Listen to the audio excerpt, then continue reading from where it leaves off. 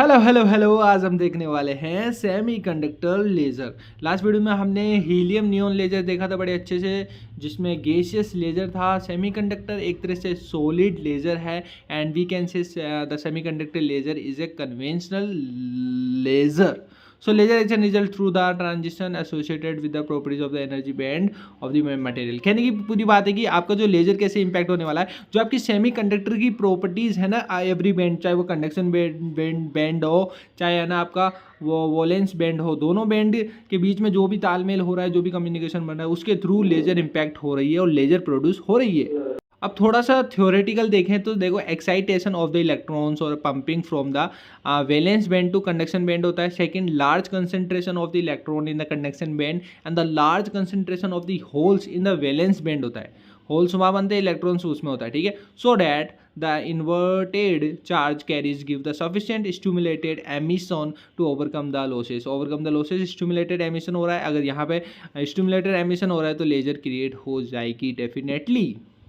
सो third point है resonant cavity to provide the positive amplification. जो अपन को बता दिया मैंने, एक पॉलिश सरफेस है, एक कंप्लीट सरफेस है, उसके थ्रू आप देख सकते हो. Now both P and N side of the junction are heavily doped so that the Fermi levels are within the conduction and the valence band edges respectively, right? Now the pair of the parallel planes perpendicular to the plane of the junctions are cleaned to prepare. Okay, we are talking about this perpendicular. Now the two remaining sides are roughened to eliminate the lasing in the direction. Okay, now loss ना हो, कुल मिला के direction में एकदम unique direction में चले, ठीक है. The structure is called the Fabry Perot cavity बोलते हैं इसको, and the top and the bottom faces are made a metal contact.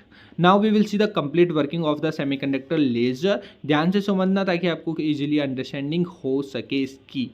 Now very first point क्या में एक जीरो बायस स्टेट होती है इक्विलिब्रियम में, due to high doping at the Fermi level lies into the valence band on the p side and the conduction band on the n side. So p side पे आपका कौन सा है valence band और n side पे कौन सा है आपका, बताओ conduction band. Okay, the state fill the electrons are shown in by the steady okay regions, right?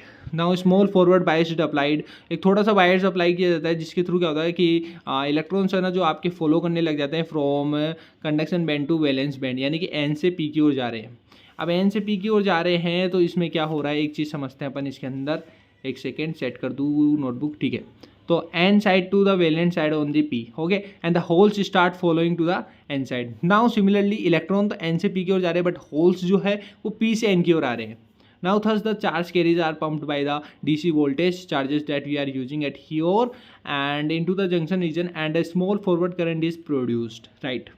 At this stage electron holes recombination causes spontaneous emission of the photons and the device act as a LED. Okay, in this case what is happening guys, listen carefully.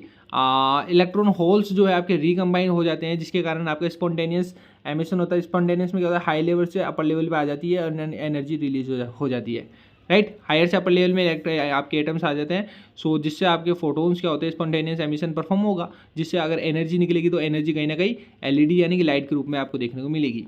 Now ये वो light नहीं है जो अपन ढूंढ रहे हैं stimulated emission. Okay, सो वो भी मिल जाएगा, डोंट वरी, ढूंढ देंगे. As the applied voltage is increased, okay, अब वोल्टेज को इंक्रीज कर रहे हैं तो forward current through the junction increases. Yes obviously, अब वोल्टेज बढ़ाओगे तो करंट बढ़ेगा. And when this voltage is high enough the current reaches at the threshold value, the population is inverted on the junction active free zone. Okay, तो voltage बढ़ाइए तो आपको पता है थ्रेशोल्ड की वैल्यू भी बढ़ने ही वाला है, and the population is inverted on the junction area region. Now this इस जोन को क्या बोलते हैं भैया, इन्वर्स रीजन बोलते हैं. नाउ एट द लास्ट, अब कैसे अपन चीज़ें समझ रहे हो. अब देखो थ्रेशोल्ड आपका लेजर का एक्शन बिगन्स हो जाता है, तो डिपेंडेंस ऑफ द अपन जानते हैं radiation output increases of the current. Okay, now the coherent radiation gets the amplified in the cavity and is finally emitted from the